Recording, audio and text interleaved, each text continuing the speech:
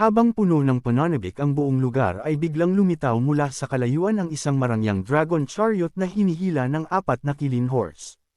Isang maningning na landas ng liwanag ang nabuo sa ilalim nito habang ang makakapal na ulap ay umiikot sa paligid na para bang may isang dakilang personalidad na bumababa mula sa kalangitan. Dahil sa napakalakas na bugso ng hangin na dala ng pagdating nito ay maraming nasa ibabang nilalang ang napilitang umatras habang ang iba ay nawalan pa ng balanse at napagulong sa lupa.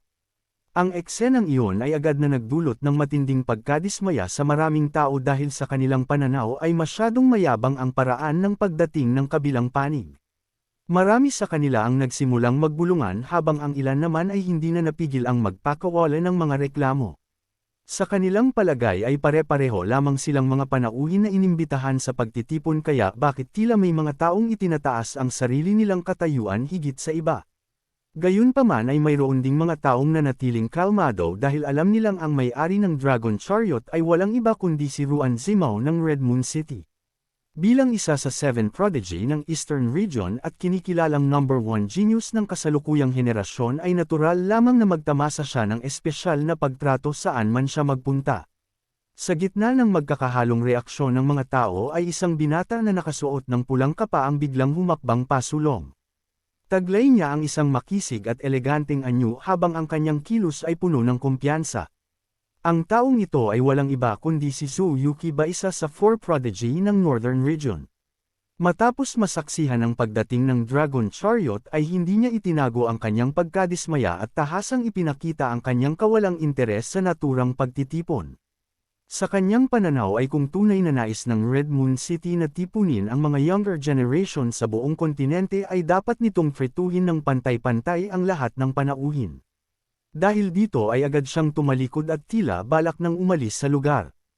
Ang kanyang kilos ay agad na nagdulot ng malaking kaguluhan dahil walang sinuman ang nag-akala na may taong mangangahas na hamanin ang prestihiyo ng Red Moon City sa mismong araw ng pagtitipon. Hindi naman nagtagal ay isang mahinang tawa ang maririnig mula sa loob ng Dragon Chariot at kasunod nito ay personal na nagpahayag si Ruan Zimao ng kanyang paghingi ng paumanhin. Inamin niya na may pagkukulang sa kanilang pagtanggap at umaasa siyang magiging malawak ang pangunawa ni Zhu Yuqi. Kasabay nito ay dahan daw ang tumaas ang kurtina ng Dragon Chariot at isa-isang lumitaw sina Ruan Zimao, Binging Leifeng at Cheng Haomiao. Sa sandaling makita sila ng mga tao ay agad na sumiklab ang malaking pagkabigla sa buong lugar.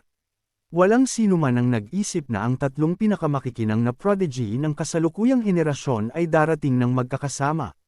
Ang simpleng makita lamang ang kanilang presensya ay sapat na upang maramdaman ng marami na hindi nasayang ang kanilang paglalakbay patungo sa Red Moon City. Gayunpaman ay hindi nagbago ang ekspresyon ni Zhu Yuqi. Nanatili siyang kalmado habang ipinapakita na hindi siya natitinag ng prestihiyo ng 3 henyo.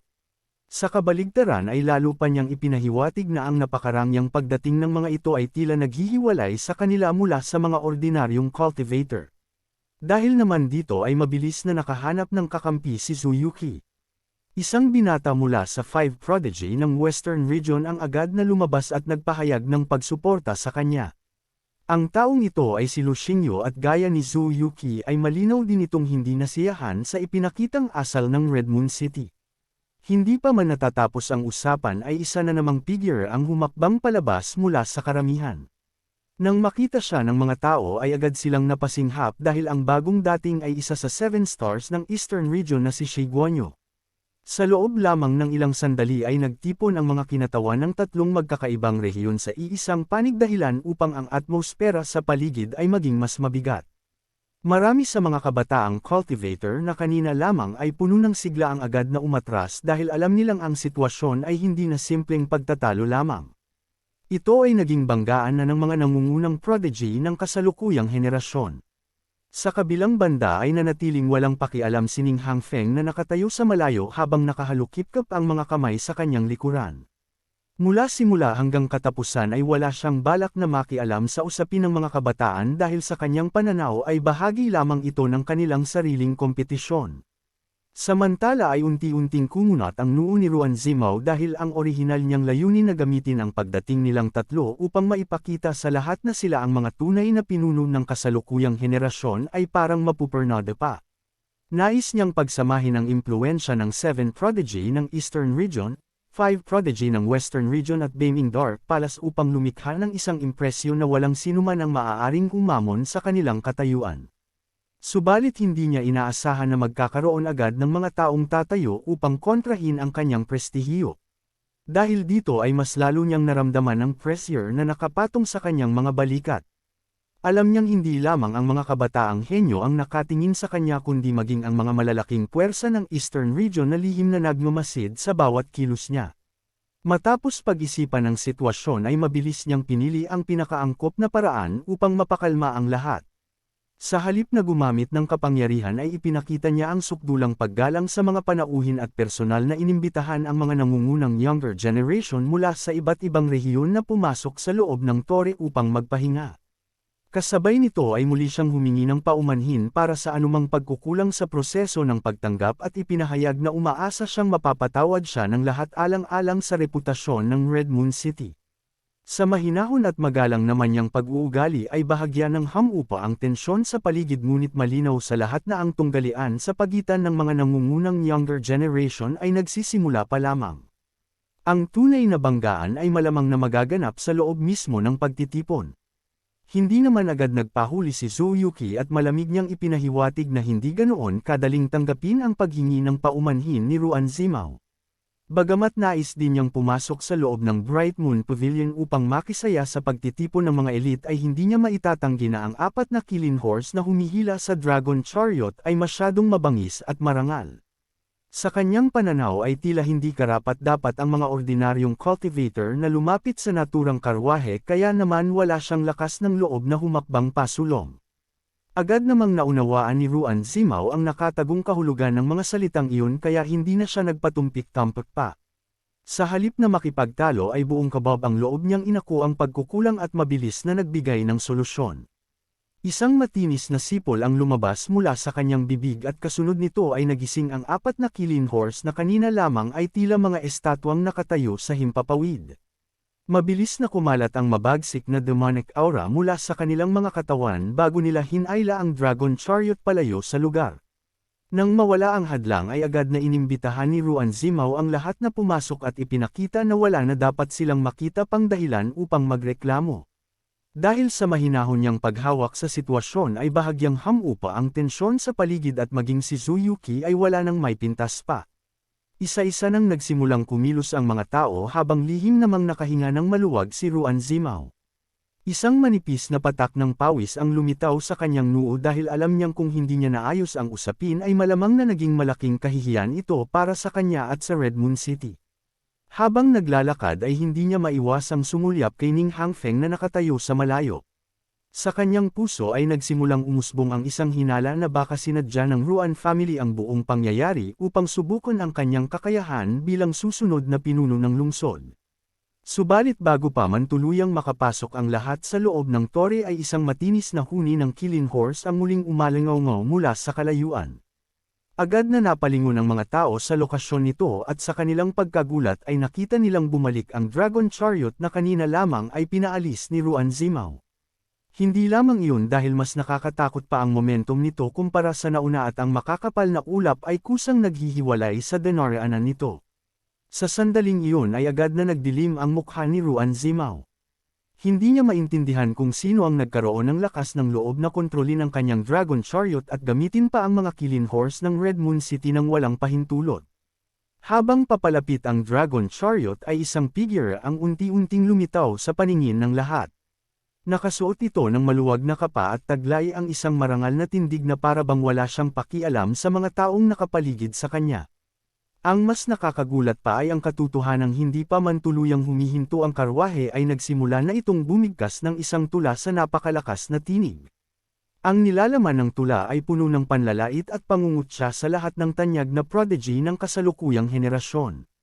Maging ang 7 prodigy ng Eastern Region, 5 prodigy ng Western Region at 4 prodigy ng Northern Region ay walang nakaligtas sa kanyang panunuya. Sa isang iglap lamang ay tila binuhusan ng malamig na tubig ang buong lugar at nagbago ang ekspresyon ng lahat ng naruroon. Walang sino man ang nag-akala na may isang tao na mangangahas-kutsain ang lahat ng pinakamalalakas na kabataan ng 4 na rehiyon ng sabay-sabay. Kahit gaano pa kalakas ang bagong dating ay tila sobra na ang kanyang pagiging mapagmataas. Sa pananaw ng marami ay hindi ito simpleng pagyayabang kundi isang tahasang paghamon sa buong henerasyon ng mga elite cultivator. Maging si Ning Hangfeng na kanina lamang ay walang interes sa mga pangyayari ay bahagyang naakit ang atensyon. Ang kanyang mga mata ay tumuon sa bagong dating habang sinusubukang alamin ang pinagmulan nito. Sa kabilang banda naman ay agad na nagpakawala ng malamig na ngiti si Bing Leifeng dahil sa kanyang tingin ay isa lamang itong hangal na naghahanap ng atensyon at hindi karapat-dapat seryosohin. Ganito rin ang naging reaksyon ni Ruan Zimao na hindi na maitago ang kanyang pagkainis. Sa mismong araw ng pagtitipon ay may isang tao na sumulpot upang sirain ang prestihiyo ng Red Moon City kaya natural lamang na mawalan siya ng pasensya. Agad niyang inutos sa kanyang kapatid na asikasuhin ito at dahil matagal nang may sama ng loob si Ruan Ziling matapos ang mga nagdaang pangyayari ay hindi na siya tumanggi. Pero bago siya kumilos ay tahasan niya munang hiniling na lumuhod ang bagong dating sa harap ng Bright Moon Pavilion bilang kabayaran sa kanyang kabastusan. Subalit sa halip na matakot ay malakas lamang na tumawa ang lalaki. Ang kanyang mukha ay puno ng panunuya habang tinitingnan ng mga tao sa paligid. Sa kanyang pananaw ay wala ni isa sa mga tinatawag na prodigy ng Eastern Region ang karapat-dapat sa reputasyong kanilang tinatamasa. Para sa kanya ay isa lamang grupo ng mga mangmang ang mga taong hindi alam ang lawak ng mundo at patuloy na nabubuhay sa ilalim ng sariling ilusyon. Matapos sabihin iyon ay tuluyan na niyang ipinakilala ang kanyang sarili. Ayon sa kanya ay siya si Li Yi na isang prinsipe ng Hundred Battles Kingdom mula sa Southern Region at naparito siya upang personal na masaksihan ang mga tinatawag na mga tanyag ng younger generation. Gayunpaman sa halip na pagkamangha ang kanyang naramdaman ay puro pagkadismaya lamang ang nadatna niya dahil sa kanyang mata raw ay wala siyang nakitang kahit isang tao na tunay na karapat-dapat sa titulo ng isang prodigy. Samantala nang marinig naman ng lahat na nagmula pala siya sa Southern Region ay agad na natigilan ang buong lugar. Maging si Ruan Zimao at ang iba pang nangungunang prodigy ay bahagyang napahinto sa sobrang pagkabigla. Ngunit ang katahimikang iyon ay tumagal lamang ng ilang sandali bago tuluyang sumabog sa malakas na tawanan ang buong lugar. Maraming tao ang napahawak sa kanilang tiyan habang ang iba naman ay halos lumuha sa kakatawa. Sa kanilang pananaw ay ang Southern Region ang pinakamahina sa apat na rehiyon at matagal nang kinukutya bilang lugar ng mga atresado at mahihinang cultivator. Dahil dito ay wala ni isa sa kanila ang naniwala na may isang tunay na prodigy na maaaring magmula sa lugar na iyon. Sa halip na seryosohin ang mga salita ng bagong dating ay itinuring lamang nila itong isang katawa-tawang biro na dumating upang pasayahin ang lahat bago magsimula ang tunay na pagtitipon ng mga elite.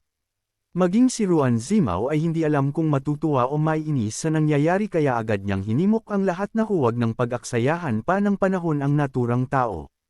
Sa kanyang pananaw ay nagsisimula na ang pagtitipon ng mga elite at hindi nararapat na maapektuhan ito ng isang baliw na naghahanap lamang ng atensyon. Samantala ay lumitaw ang isang malamig na ngiti sa mukha ni Ruan Ziling habang walang pakialam na ikan-away ang kanyang kamay.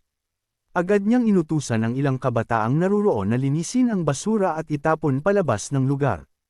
Hindi naman nag-atubili ang mga ito at mabilis na sumugod kay Li Yi habang puno ng kumpiyansa ang kanilang mga mukha. Sa kanilang palagay ay sapat na ang kanilang lakas upang durugan ang isang hamak na cultivator mula sa Southern Region. Subalit ang sumunod na pangyayari ay agad na nagpatahimik sa buong lugar. Ngumiti lamang si Li Yi nang may panghahamak bago marahang igalaw ang kanyang kaliwang kamay. Sa isang iglap ay tila napunit ang mismong kalangitan at isang napakalaking madilim na siwang ng void of space ang lumitaw sa himpapawid. Para itong isang walang hanggang kailaliman na biglang nagbukas ng bibig upang lamunin ang lahat ng nasa harapan nito. Bago pa man makapag-react ang ilang kabataan ba sumugod ay tuluyan na silang nilamon ng madilim na puwersa ng void of space at naglaho ng walang bakas. Nang muling isara ni Li Yi ang kanyang kamay ay agad ding nagsara ang void of space at bumalik sa normal ang buong kalangitan na para bang walang nangyari. Sa pagkakataong iyon ay agad na huminto si Ruan Zimao sa kanyang paglalakad. Hindi lamang siya kundi maging ang lahat ng naruroon ay napatingin kay Li Yi ng may matinding pagkabigla. Ang pagpunit sa espasyo gamit lamang ang hubad na mga kamay ay hindi isang bagay na kayang gawin ng ordinaryong Martial Supreme Realm expert. Higit pa roon ay ginawa ito ni Lee ng tila walang kahirap-hirap na para bang isa lamang simpleng bagay ang pagkontrol sa mismong batas ng kalawakan. Maging si Ruan Ziling ay hindi na maitago ang kanyang gulat habang paulit-ulit na sinusuri ang kanyang nasaksihan. Alam niyang hindi iyon ilusyon at lalong hindi isang panlilinlang. Ang tanging paliwanag lamang ay ang katotohanang nagtataglay ang taong ito ng isang nakakatakot na lakas. Dahil dito ay hindi niya napigilan na questionin ang tunay na pinagmulan ni Lee. Hindi rin naiiba ang reaksyon ng karamihan. Sa kanilang impresyon ang Southern Region ay isang lugar na puno ng mahihinang cultivator at atresadong puwersa. Kahit na mayroon mang mga eksperto roon ay bihira silang lumampas sa mabababang antas ng cultivation kaya nagtataka sila kung paano nagkaroon ng isang tao na kayang magpakita ng ganitong klaseng kapangyarihan. Maging si Cheng Haomiao ay bahagyang nagulat habang pinagmamasdan si Lee. Batay sa ipinakita nitong kakayahan ay malinaw na isa itong Martial Supreme Realm o mas mataas pa. Dahil dito ay agad niyang naisip ang iisang lugar na kamakailan lamang ay paulit-ulit na lumilikha ng mga himala at kaguluhan sa buong mundo. Ang tinutukoy niya ay walang iba kundi ang Martial Flame City na kinikilalang pinakamasaganang sacred land sa buong kontinente. Sa sandali namang marinig ni Lee ang pangalang iyon ay agad na nagbago ang kanyang ekspresyon. Lumitaw ang malamig na liwanag sa kanyang mga mata habang malinaw ang pagkadismaya sa kanyang mukha. Sa kanyang pananaw ay napakakitid ng isip ng mga taong naririto dahil sa tuwing nababanggit ang Southern Region ay tanging Martial Flame City lamang ang naiisip nila. Para bang iyon lamang ang tanging lugar na may kakayahang makapaglikha ng mga expert na gaya. Habang bumibigat naman ang atmosfera sa paligid ay isang matangkad na binata ang dahan-daang lumabas mula sa karamihan. Ang kanyang mga mata ay puno ng pang-uuyam habang malamig na nakatingin kay Lee. Sa mga nakaraang araw ay hindi niya mapigilan na makaramdam ng pagkairita sa tuwing nakakarinig siya ng balita tungkol sa Southern Region. Una ay si Lee Yun Xiao at ngayon ay isa na namang hindi kilalang tao ang nagpakitang gilas sa harap ng lahat. Para sa kanya ay panahon ng ipaalam sa mga taong ito ang tunay na agwat sa pagitan ng Eastern Region at Southern Region. Nang makita ng mga tao ang bagong dating ay agad silang napasinghap sa gulat. Ang taong lumabas ay walang iba kundi si Zimin Jinling na isa sa 7 prodigy ng Eastern Region. Sa kanilang pananaw ay sapat na ang pangalan nito upang durugan ng isang cultivator mula sa Southern Region. Marami pa nga ang nagsimulang maniwala na masyadong mataas ang pagpapahalaga kay Lee kung isang prodigy pa mismo ang kikilos laban sa kanya. Ang iba naman ay nagsimulang magkomento na panahon ng makita ng Southern Region kung gaano kalawak ang langit at lupa sa labas ng kanilang maliit na mundo. Habang tumitindi ang mga usapan sa paligid ay hindi naman maitago ni Ruan Ziling ang kasiyahan sa kanyang mga mata. Para sa kanya ay hindi na niya kailangang marumihan pa ang sariling mga kamay dahil sapat na si Zimin Jinling upang tapusin ang lahat. Samantala ay lihim namang nasiyahan si Zimin Jinling. Sa mga nagdaang araw ay natabunan siya ng kasikatan ni na Zuyuki at ng iba pang tanyag na henyo kaya wala siyang naging pagkakataon upang magningning sa harap ng lahat. Ngayon na kusang lumitaw ang isang tantungan para sa kanyang reputasyon ay natural na hindi niya ito palalampasan. Sa kanyang isip ay isa itong napakagandang pagkakataon upang makakuha ng karangalan sa harap ng buong mundo. Dahil dito ay agad siyang kumilos at sa isang iglap ay lumitaw sa harap ni Lee. Ang pamaypay sa kanyang kamay ay kumislap habang inilulunsad niya ang isang elegante ngunit matalim na atake na parang isang espada na kayang tumagos sa lahat ng depensa. Puno ng kumpiyansa ang bawat galaw niya at malinaw na nais niyang tapusin ang laban sa pinakamagarbong paraan. Subalit ang lahat ng kumpiyansang iyon ay agad na naglaho sa sumunod na sandali. Ngumiti lamang si Lee bago marahang kumilps pasulong. Isang simpleng kilos lamang ngunit sa sandaling bumagsak ang kanyang kamay ay tila yumanig ang buong kalangitan at lupa. Ang espasyo sa paligid ay biglang bumigat habang ang lahat ng enerhiya ay tila nagsimulang sumunod sa kanyang kagustuhan. Agad na nagbago ang mukha ni Zimin Jinling at napalitan ng matinding sindak ang dating kumpiyansa. Ang kanyang elegante at mapanirang atake ay naduraj na parang salamin bago pa man ito makarating sa target. Kasabay nito ay isang nakakatakot na pressure ang bumagsak sa kanyang buong katawan. Sa unang pagkakataon ay naramdaman niya ang tunay na kahulugan ng kawalan ng pag-asa. Hindi siya makagalaw, hindi siya makatakas at lalong hindi niya kayang lumaban. Ang simpleng kilos lamang ng kanyang kalaban ay sapat na upang pasukuan ang buong espasyo. Sa malayo ay bahagyang lumiwanag ang mga mata ni Hang Feng habang tahimik na pinagmamasdan ang eksena. Hindi tulad ng iba ay agad niyang nakita ang tunay na antas ni Li Yi. Sa kanyang pananaw ay isa itong tunay na martial sovereign realm expert. Dahil dito ay hindi niya maiwasang mapaisip kung paano nagkaroon ng ganoong expert ang Southern Region at kung ang lahat ba ng mga ito ay may kaugnayan sa pag-usbong ng Martial Flame City. Sa pagbabago ng spiritual energy sa rehiyong iyon ay marahil na panahon na upang seryosohin ng Red Moon City ang lugar na matagal na nilang minamaliit at binabaliwala. Tumingin si Zimin Jinling kay Li Yi na dahan daw ang papalapit habang may bahagyang ngiti sa mukha at sa sandaling iyon ay tuluyan niyang naunawaan ang tunay na kahulugan ng kasabihang kung hindi mo hahanapin ang kamatayan ay hindi ka mamamatay. Ang dating kumpiyansa at pagmamataas ay naglaho ng walang bakas at napalitan ng matinding takot. Agad siyang nagpadala ng lihim na mensahe kay Li Yi at desperadong nakiusap na magpakita ng awa. Handa siyang magbigay ng anumang kapalit basta huwag lamang siyang mapahiya sa harap ng napakaraming tao. Sa kanyang pananaw ay mas mabuti pang mawalan ng kayamanan kaysa mawalan ng mukha sa mismong harap ng buong Eastern Region. Subalit nang marinig ni Li Yi ang pagsusumamong iyon ay isang malamig na pang-uuyam lamang ang lumitaw sa kanyang mukha. Wala siyang balak na palampasin ang taong ito na paulit-ulit na minamaliit ang Southern Region. Sa sumunod na sandali ay bigla siyang lumundag sa hangin at walang pag-aalinlangan na sumipa ng diretso sa mukha ni Zimin Jinling. Ang lahat ng depensang nakapalibot sa katawan nito ay agad na nadurog na parang papel habang ang mabagsik na sipa ay damapo ng buong lakas sa kanyang mukha. Isang nakakakilabot na tunog naman ang agad umalingaw at kasabay nito ay bumugso ang dugo mula sa 7 butas ng mukha ni Zimin Jinling. Napasinghap ang buong kalangitan habang ang lahat ng naruroon ay natulala na parang mga estatwa. Walang sino man ang makapaniwala sa kanilang nasasaksihan. Bagamat bumabagsak na ang katawan ni Zimin Jinling mula sa himpapawid ay malinaw pa ring nakikita ng lahat ang malalim na bakas ng paa na naiwan sa kanyang mukha. Ang dating gwapo at eleganteng Seven Prodigy ng Eastern Region ay halos hindi na makilala dahil ang kalahati ng kanyang mukha ay tuluyan ng nawasak at napalitan ng isang nakabubulag na bakas ng paa. Isa-isang lumitaw ang malamig na pawis sa noo ng mga tao habang pinagmamasdan ang eksena. Ang Seven Prodigy ng Eastern Region ay kumakatawan sa 7 pinakamalalakas na younger generation ngunit ngayon ay isa sa kanila ang direktang niyurakan sa harap ng lahat. Higit pa rito, ang gumawa nito ay isang tao mula sa Southern Region na matagal nilang tinuturing na lupain ng mga hangal at mahihinang cultivator. Hindi maiwasan ng marami na maalala ang nangyari kamakailan kung saan si Leon Xiao ay direktang pumaslang sa isa sa 5 prodigy ng Western Region gamit lamang ang isang hampas ng kamay. Ngayon naman ay lumitaw si Li Yi at halos gawing inutil ang isa sa 7 prodigy gamit ang isang sipa. Dahil dito ay nagsimulang magtanong ang lahat sa kanilang sarili kung ano nga ba talaga ang nangyayari sa Southern Region. Ang lugar na matagal nilang kinukutya ay tila sunod-sunod na naglalabas ng mga halimaw na kayang year-okon ang mga pinakamalalakas na prodigy ng ibang rehiyon.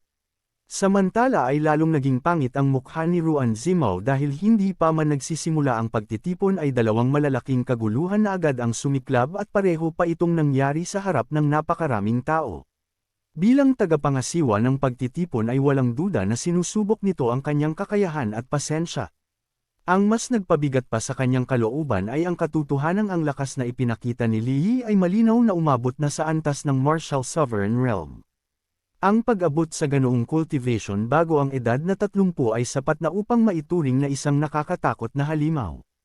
At kung magpapatuloy ang paglakas nito sa hinaharap ay walang doubt ang magiging isa ito sa pinakamalalaking kakompetensya para sa pamumuno sa mundo. Dahil dito ay hindi maiwasan ni Ruan Zimao na lihim na mapabuntong hininga habang iniisip kung gaano kalawak ang mundo at kung gaano karaming mga pambihirang talento ang nakatago pa sa iba't ibang sulok nito. Matapos pakalmeyan ang sarili ay agad niyang ipinakita ang asal na nararapat sa isang host. Hindi niya ipinakita ang anumang galit o pagkadismaya at sa halip ay kinilala niya ang lakas ni Li Yi. Sa kanyang pananaw ay sapat na ang ipinakitang kapangyarihan ni Li Yi upang magkaroon ng karapatang lumahok sa pagtitipon ng mga elit. Idinagdag pa niya na marahil ang pagdating ni Li Yi ang magiging dahilan upang mabasag ang matagal ng balanse sa pagitan ng 3 rehiyon. Pagkatapos nito ay ipinahayag niyang hindi ang pasukan ng Bright Moon Pavilion ang lugar para sa mga labanang martial arts at hinimok ang lahat na pumasok na sa loob. Nang marinig iyon ay wala nang nagsalita pa pero sina Bing Leifeng at Cheng Haomiao ay nagbigay muna ng isang maingat na tingin kay Li bago sumunod kay Ruan Zimao papasok sa tore. Ang iba pang kabataang henyo mula sa iba't ibang rehiyon ay mayroon ding mabibigat na iniisip habang isa-isang pumapasok sa loob. Pagpasok nila ay agad silang sinalubong ng isang eksenang malayong-malayo sa kanilang inaasahan. Sa halip na isang marangya at napakalawak na bulwagan ang madatnan nila ay isang medyo madilim at tahimik na espasyo ang bumungad sa kanila. Ang paligid ay hindi gaanong malaki at nagdudulot pa nga ng bahagyang pakiramdam ng kalungkutan. Gayunpaman ay agad na napunta ang atensyon ng lahat sa 7 trono na nakatayo sa gitna ng bulwagan. Ang 7 trono ay tila ordinaryo lamang sa unang tingin ngunit habang mas matagal itong tinitingnan ay mas lalo nilang nararamdaman ang kakaibang aura na nagmumula rito. Hindi rin nagtagal ay may nakapansin sa tunay na pinagmulan ng mga ito at agad na nahulaan na ang mga trono ay gawa mula sa Blue Lotus Jade. Nang marinig iyon ay hindi napigilan ng lahat na mabigla dahil bagamat hindi maituturing na pinakamahalagang material ang Blue Lotus Jade ay taglay nito ang napakalalim na kahalagahang pangkasaysayan. Ang material na ito ay may kaugnayan sa 7 dakilang expert na nagtatag ng Red Moon City mahigit 10,000 taon na ang nakalipas. Nang makita naman ni Ruan Zimao ang pagkagulat ng lahat ay bahagya siyang ngumiti at nagsimulang ipaliwanag ang kasaysayan ng Red Moon City. Ayon sa kanya ay hindi dating pinamumunuan ng 3 pamilya ang lungsod. Noong sinaunang panahon ay binubuo ito ng daan-daang malalakas na angkan at sa loob ng mahabang panahon ay 7 pangunahing pamilya ang magkakasamang namahala sa buong lungsod. Ang 7 trono sa harapan nila ay simbolo ng panahong iyon. Gayunpaman ay nagbago ang lahat 10,000 taon na ang nakalipas ng tuluyang mabuwag ang sistema ng 7 pamilya at mapalitan ito ng iisang City Lord. Ang Ning family ang pangunahing puwersang nagsulong ng pagbabagong iyon at mula noon ay nagsimula ang sistemang ginagamit pa rin ng Red Moon City hanggang sa kasalukuyan. Matapos maipaliwanag ang kasaysayan ng mga trono ay muling ibinalik ni Ruan Zimao ang usapan sa pagtitipon. Ayon sa kanya ang layunin ng pagtitipong ito ay hindi lamang upang magpalitan ng pananaw sa martial arts at Dao kundi upang makilala rin ang isa't isa bilang mga nangungunang prodigy ng kanilang henerasyon. Gayunpaman ay kailangang magkaroon pa rin ng pagkakaiba sa pagitan ng host at panauhin. Dahil dito ay ang 7 trono sa gitna ng bulwagan ang magsisilbing upuan ng mga pangunahing kalahok sa debate ng martial arts. Ang sinumang magkakaroon ng karapatang maupo sa mga ito ay hindi lamang makatatanggap ng prestihiyo kundi pati na rin ang mga pambihirang benepisyong inihanda ng Red Moon City para sa pagtitipong ito. Isang alon ng paggalang ang agad na lumitaw sa puso ng lahat matapos marinig ang mga salita ni Ruan Zimao. Maging ang ilan sa mga pinakatahimik na prodigy ay hindi napigil ang magpakita ng interes habang ang iba naman ay agad na nagtanong kung ano ba talaga ang tinutukoy niyang mga benepisyo. Nang makita ang reaksyon ng karamihan ay bahagyang ngumiti si Ruan Zimao bago mahinahong ipinaliwanag ang mga gantimpalang naghihintay sa mga makakaupo sa 7 trono. Ayon sa kanya ang unang benepisyo ay ang pagkakataong makatikim ng pinakamataas na uri ng blood tea ng Red Moon City. Saad pa niya na hindi na niya kinailangang magbigay pa ng mahabang paliwanag patungkol doon dahil halos lahat ng naruroon ay alam na ang halaga ng naturang tsaa. Ang isang tasa pa lamang nito ay sapat na upang makatulong sa cultivation at maging dahilan ng isang maliit na pagtaas sa pag-unawa sa martial Dao. Ngunit ang sumunod niyang sinabi ang tunay na nagpayanig sa buong bulwagan. Ipinaliwanag niya na ang 7 Blue Lotus Throne ay hindi lamang simpleng dekorasyon o simbolo ng kasaysayan ng Red Moon City. Sa loob ng nakalipas na 10,000 taon, bawat may-ari ng mga tronong ito bago mamatay ay nag-iwan ng pinakamalakas nilang martial arts at pinakamahalagang kaalaman sa loob ng Blue Lotus Jade. Ang layunin ay upang maipasa ang kanilang pamana sa mga susunod na henerasyon. Dahil dito bawat trono ay naglalaman ng mahigit 100 uri ng pambihira at makapangyarihang martial arts. Sa sandaling marinig yun ay agad na nagbago ang ekspresyon ng lahat. Maraming tao ang halos hindi makapaniwala sa kanilang narinig. Ang mga tunay na peak cultivation technique ay hindi maaaring basta-basta itala sa ordinaryong jade sleep at nangangailangan ng mga natatanging espiritual na materyales upang mapanatili ang kanilang asensya. Ang Blue Lotus Jade ay isa sa pinakamahusay na material para sa ganoong layunin kaya malinaw sa lahat kung gaano kahalaga ang mga trono sa kanilang harapan. Maging si Cheng Haomiao ay hindi napigil ang mapasinghap habang iniisip ang halaga ng naturang kayamanan. Kung bawat trono ay may mahigit 100 uri ng walang katulad na martial arts ay nangangahulugan iyon na mahigit 1,000 uri ng mga pambihirang pamana ang nakatago sa 7 trono. Sa kanyang pananaw ay sapat na iyon upang maituring na isa sa pinakadakilang kayamanan sa buong mundo. Nang marinig ang reaksyon ng lahat ay bahagyang napabuntong hininga si Ruan Zimao.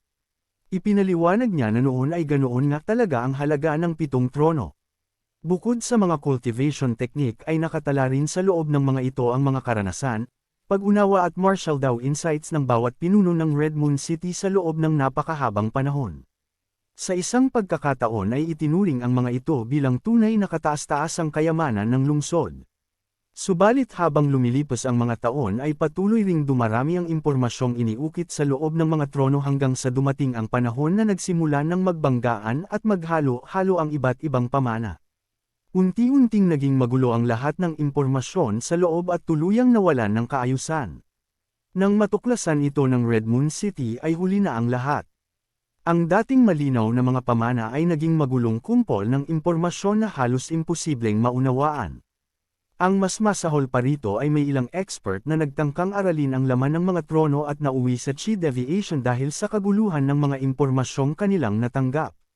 Sa huli ay napagpasyahan na ang 7 trono ay wala ng praktikal na gamit bilang mga imbakan ng pamana.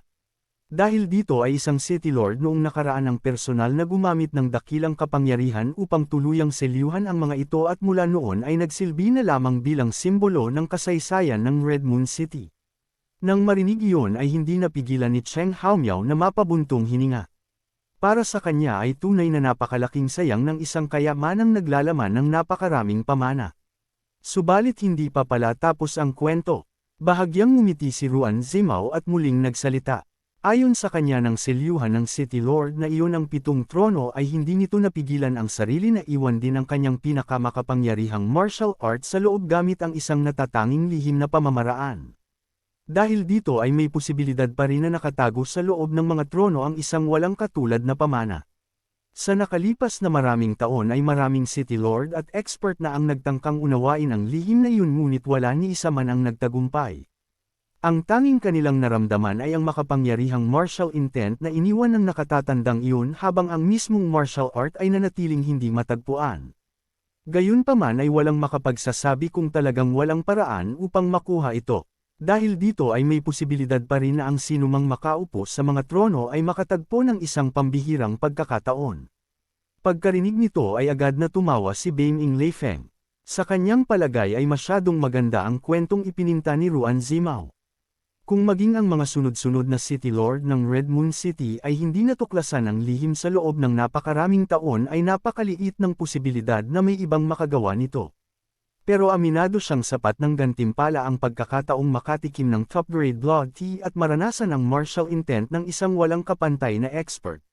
Dahil dito ay agad niyang itinanong kung paano ba mapipili ang mga taong makakaupo sa 7 trono.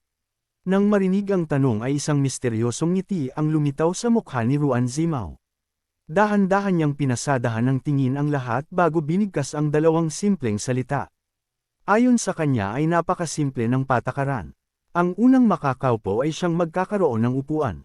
Pagkatapos sabihin iyon ay agad siyang kumilos at sa loob lamang ng isang iglap ay lumitaw na siya sa unang Blue Lotus throne.